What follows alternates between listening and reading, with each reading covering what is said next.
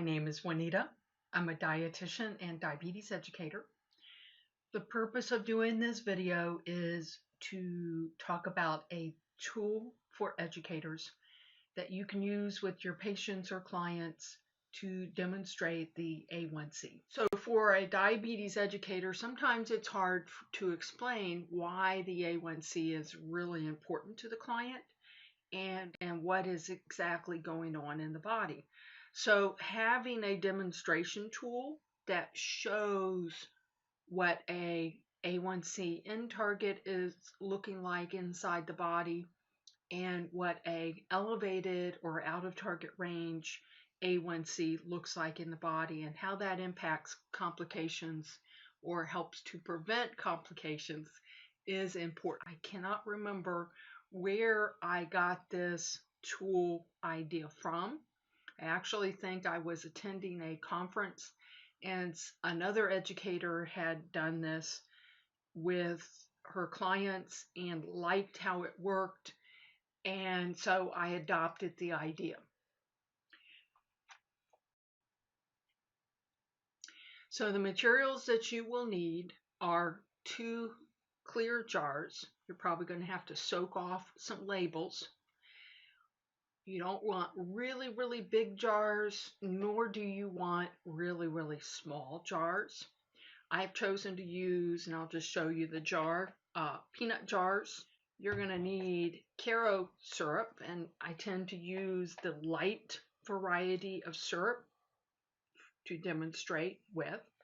You're going to need water, red food dye, the same kind of dye that you put in your frosting if you want to color your frosting, and you will need glue as well. And I would suggest don't use Elmer's glue. I would use something a little bit more permanent. I tend to use Gorilla Glue, and you're going to use that on the lid to make sure that your red dye doesn't leak or get out everywhere and stain things. So to talk about what you're going to be putting into the jars, I will show you both of the jars that I have. So this is a jar where I first put in water, and then I put in the red food dye. Now you're probably going to need to use a lot of red food dye to get the water this color, but you notice how this just flows really easy. So you would talk about how when the A1C is within target range, there's not a lot of sugar molecules attached to the red blood cells, so the red blood cells flow pretty easily through the blood vessels. So this demonstrates that concept. So in the other jar, what you would put is the Caro syrup. You want to leave a little bit of a space so that you have something to simulate a flow of the blood. So you notice how the Caro syrup is more syrupy, it's thicker. So this would demonstrate an A1C that is higher than 8. And we have a lot of sugar molecules that are attached to the red blood cells. So we have a thicker product in the blood vessels that can lead to issues in the different vessels leading to complications.